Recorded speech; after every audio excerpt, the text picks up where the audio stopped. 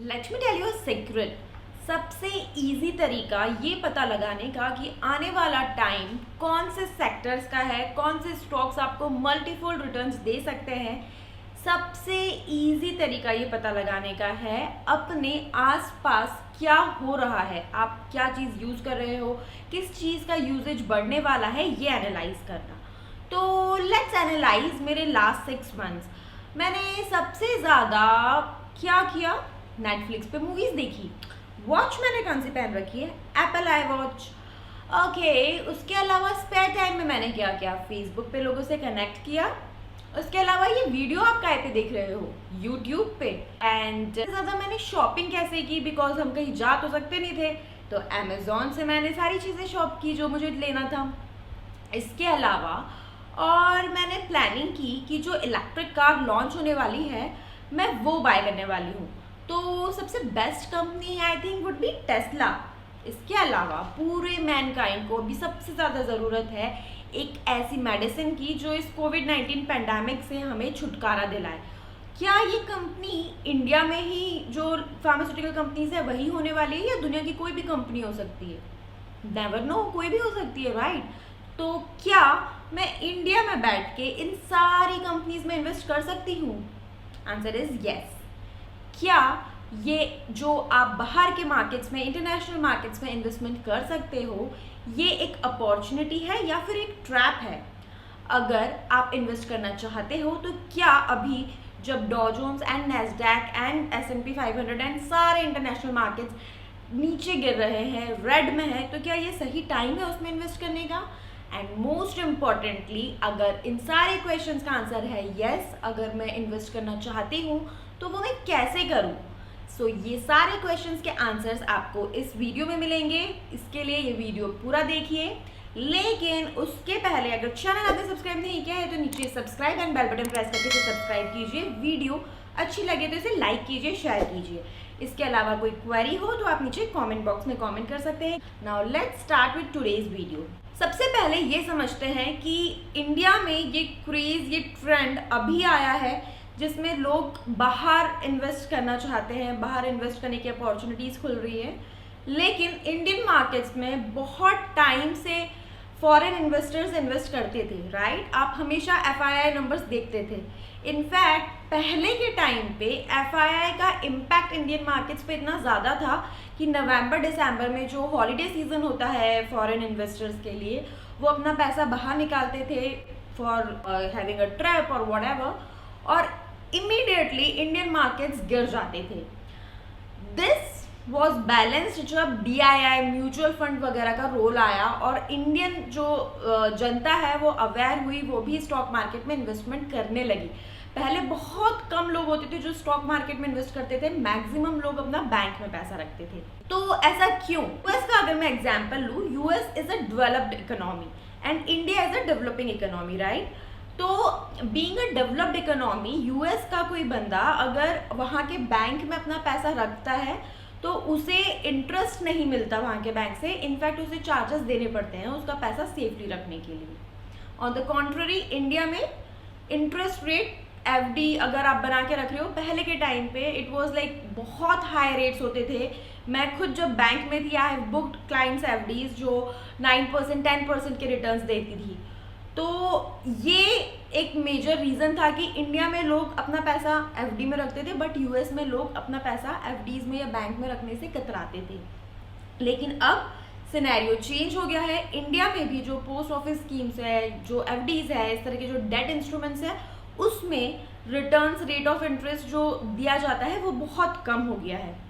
Coming to the second point, see जो US में बंदा है उसके लिए $1 is equivalent to say for example 70 rupees. तो इवेंचुअली जो INR में चीज़ बिक रही है वो उसे सस्ती लगेगी, राइट? अगर मैं किसी चीज़ के लिए 70 रुपीज़ खर्च कर रही हूँ तो उनके लिए वो सिर्फ उस चीज़ के लिए 1 USD खर्च कर रहे हैं। तो they were getting benefited in dual ways. जो एक्सचेंज रेट है उसकी वजह से भी उनकी करेंसी की वैल्यू ज़्यादा है तो ऑब्वियसली उनको बेनिफिट होता था। इसके अलावा इंडियन इकोनॉमी डेवलपिंग इकोनॉमी थी, तो जो कंपनीज है उसमें ग्रोथ पोटेंशियल ज़्यादा था एज कम्पेयर्ड की वहाँ की जो कंपनीज है जो ओवरसोल्ड है, जो ओवर इन्वेस्टेड है। So because of all these factors जो FIIs है वो इंडियन मार्केट में बहुत ज़्यादा इन्वेस्ट करते थे और आज भी करते हैं। तो अगर मैं ये सारे पॉइंट्स देखूं तो इंडियंस को ऐसे किसी मार्केट में इन्वेस्ट करना चाहिए जिनकी जो करेंसी है वो हमसे वीक हो, राइट। अगर हम ऐसी कंट्रीज देखें तो उतना उनकी इकोनॉमी में उतना पोटेंशियल भी होना चाहिए, ग्रोथ पोटेंशियल भी होना चाहिए, ताकि आपको रिटर्न्स मिल सके। क्योंकि जैसे मैंने आपको बताया वेल्थ क्रिएशन से ज़्यादा इम्पॉर्टेंट है wealth preservation.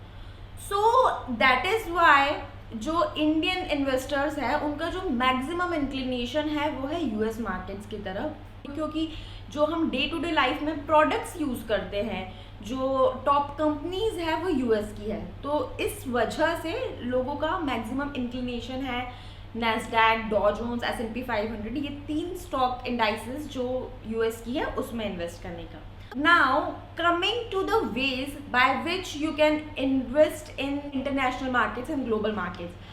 First way is mutual fund. आप ऐसे म्यूचुअल फंड में इन्वेस्ट कर सकते हैं जो इवेंचुअली आपका पैसा बाहर की कंपनीज में लगाते हैं। Second category is mutual fund जो मिक्स्ड पोर्टफोलियो रखते हैं, थोड़ा एक्सपोजर डोमेस्टिक कंपनीज का रखते हैं और थोड़ा एक्सपोजर इंटरनेशनल कंपनीज का। Third way is international market के जो ETFs होते हैं, फॉर एग्जांपल नैस्डैक ETF, इस तरह के ETFs में इन्वेस्ट करना, but this is a bit complicated क्योंकि इसमें वॉल्यूम, ट्रेड वॉल्यूम बहुत कम होता है और इसलिए आपको प्रॉपर एंट्री एग्जिट टाइम पे बायर एंड सेलर मिल जाए वो थोड़ा सा डिफिकल्ट होता है। उसके बाद ऑप्शन होता है कि आप डायरेक्टली इंटरनेशनल मार्केट में जो लिस्टेड स्टॉक्स है उसमें इन्वेस्ट करें। इसके लिए आपको इन्वेस्टमेंट प्लेटफॉर्म्स की हेल्प लेनी पड़ती है। अमेरिकन डिपॉजिटरी रिसीट्स में, जिसमें जो कंपनीज जो अमेरिका में नहीं है, अमेरिका की बाहर की कंपनीज जो अमेरिकन स्टॉक एक्सचेंजेस पे ट्रेड हो रही है, उसमें अगर आप इन्वेस्ट करना चाहते हैं तो you can invest via ADRs। इसके अलावा बहुत सारे लोग हैं जो आजकल because in this era of globalization obviously जो कंपनीज है जिसमें आप जॉब्स कर रहे हैं, कई कंपनीज MNCs है और जो ये मल्टीनेशनल कंपनीज है ये अपने एम्प्लॉयज़ को एंगेज करने के लिए, मोटिवेट करने के लिए as a benefit ESBP employee share based plan offer करती है। क्या है ये? अगर आप किसी इंडियन कंपनी में हो और उसके स्टॉक्स आपको दिए जाते हैं कम रेट्स पे, being an employee, that is called ESOPs। Similarly अगर आप किसी मल्टीनेशनल कंपनी में हो और वहाँ के स्टॉक्स आपको एज अ बोनस या बहुत कम रेट्स में अवेलेबल करवाए जाते हैं एज एम्प्लॉय बेनिफिट, तो उसे EBSP कहा जाता है। तो इस स्कीम के अंदर भी बहुत सारे लोगों का इंटरेस्ट इंटरनेशनल मार्केट्स में इन्वेस्ट करने के लिए बढ़ गया है। Now let's see the advantages which you get when you invest in international markets and you globalize your investments. The first and the foremost benefit is that you are getting a global exposure. Obviously जैसे मैंने बात की कि इस time पे हम सबको सबसे ज़्यादा ज़रूरत है एक मेडिसिन की जो कोविड को ट्रीट कर सके, लेकिन अपनी जो ये ड्रग बनाएगी वो इंडिया की हो ऐसा ज़रूरी नहीं। तो अब यू आर नॉट रेस्ट्रिक्टेड कि अगर आपकी कंट्री में जो कंपनी है वो परफॉर्म कर रही है तभी आपको बेनिफिट हो सकता है।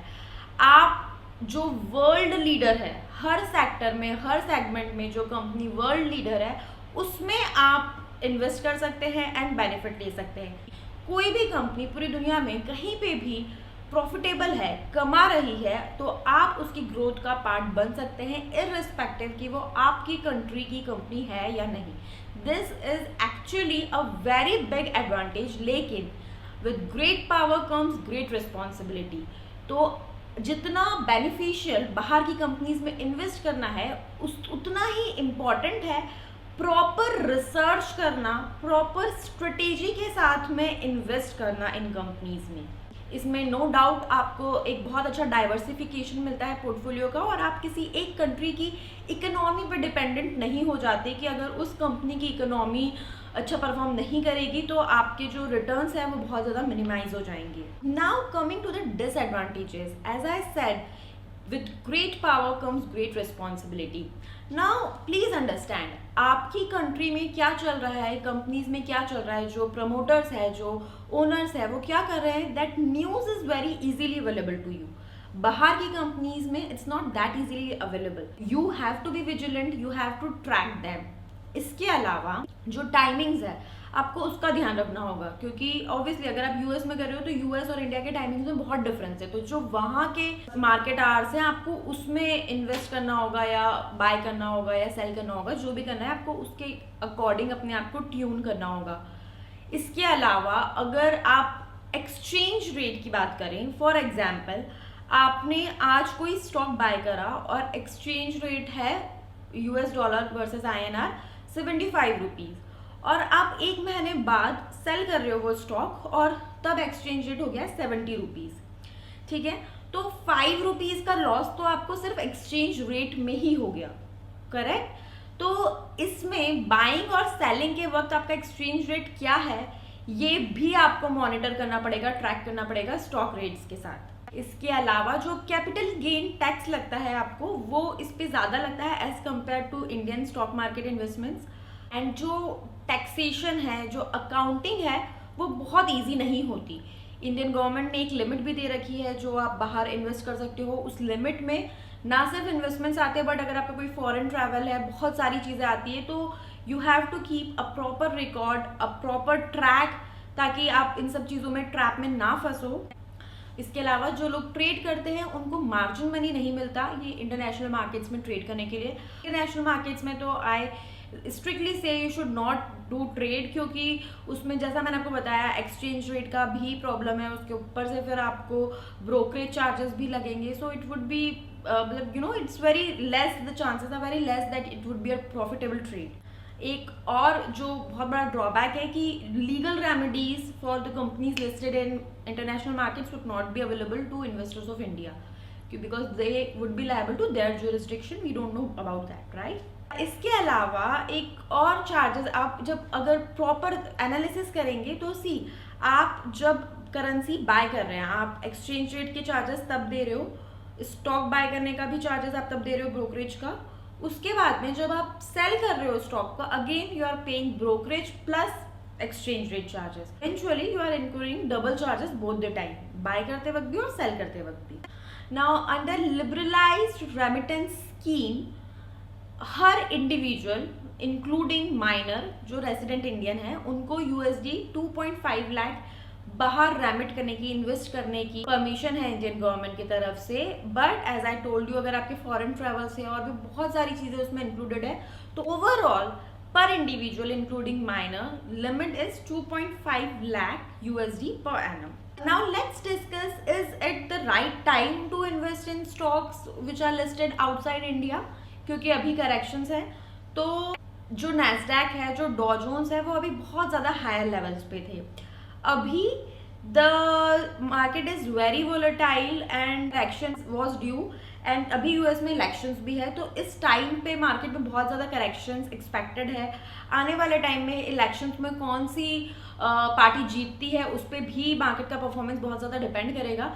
तो अभी सिंस वहाँ पे बहुत ज़्यादा अनस्टेबिलिटी है, बहुत ज़्यादा चांसेस है कि जो अच्छे गोल्डन पिक्स हैं वो आपको कम रेट में अवेलेबल हो, बट डेफिनेटली आपको एक्सचेंज रेट का भी ध्यान रखना है जब भी आप बाइंग करते हैं। आई होप आपको ये वीडियो अच्छा लगा, अगर ऐसा है तो प्लीज़ इसे लाइक कीजिए, शेयर कीजिए। Thank you so much.